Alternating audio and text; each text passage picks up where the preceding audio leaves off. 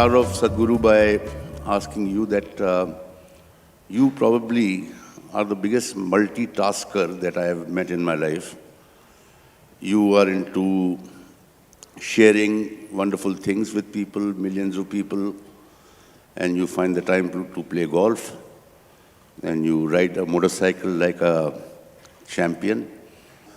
I don't know what all you do. How do you manage your time? That last thing was not a good thing.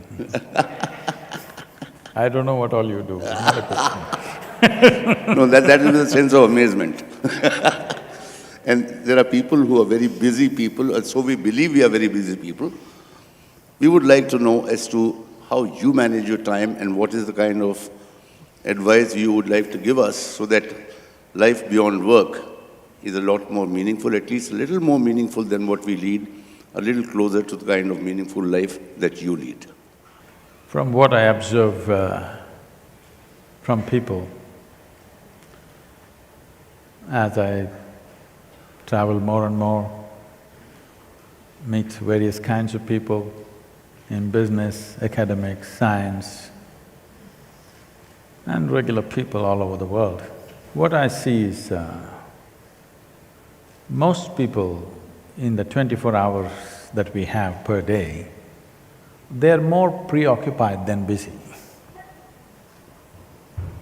That is, their own thoughts and their own emotions are such a big issue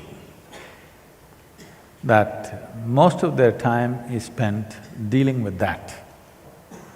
They may be working, but in their work, a lot of struggles are within themselves. If you are in any kind of sport or any creativity, you would know that a little struggle means your ball will go somewhere else, your ragam thalam will go somewhere else, your painting will go somewhere else, nothing will happen properly. Or in other words, what could happen very simply, unfortunately happens with lots of difficulty. This is mainly because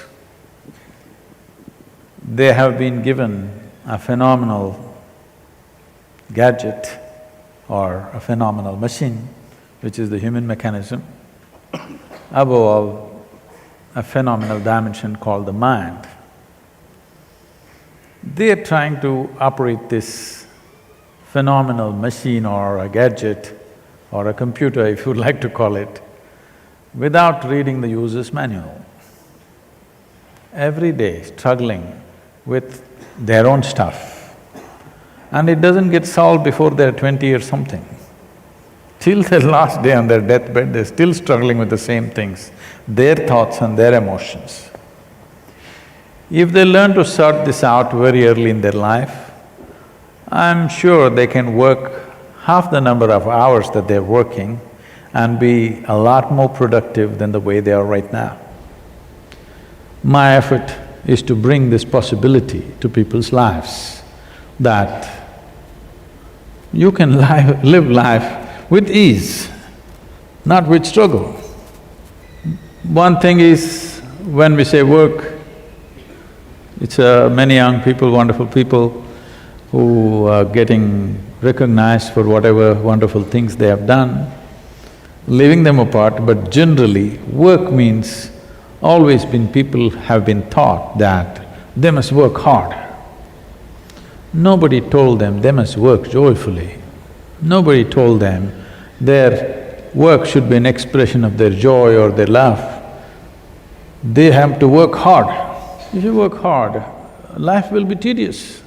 How else will it be? You will do something hard only because you don't know how to do it. If you know how to do it, you would do it with ease. So without learning how to do something, if we try to do it, without investing enough time in perception, if life is all expression, then life becomes a big struggle. Most people are not doing anything except earning a living, maybe reproducing and dying one day. Nothing more. They may believe they're doing many things, but this is all they're doing. Eating, sleeping, reproducing, dying one day. That is such a big fuss. Every other creature is able to do this, from an earthworm to an insect to anything and anything. Everybody is doing this. They all earn their own living, they eat, they sleep, they reproduce and they die. With 1/1,000,000th of our brain, they're able to do it. With this big brain, human beings are struggling not with the things that they're doing, they're struggling with the brain itself. Their own intelligence has become a serious problem. What is the biggest boon in our life? What is the greatest benefaction in our life? Which is our intelligence. This has become a problem because they don't know how to hold it, they don't know how to use it, constantly it works against themselves. When I say it works against you, people may call all kinds of names, may use all kinds of words to describe this. They may call it stress, they may call it tension, they may call it misery, they may call it depression, they may call it anxiety, they may call it madness. Essentially, it's your intelligence turned against you. Your intelligence is not working for you, it's working against you. So my fundamental work is this, that at least your body and your mind should work for you. Nobody else may work for you, it doesn't matter. At least your body and your intelligence must work for you. If this one thing happens, you living blissfully, gracefully, effectively is a natural consequence.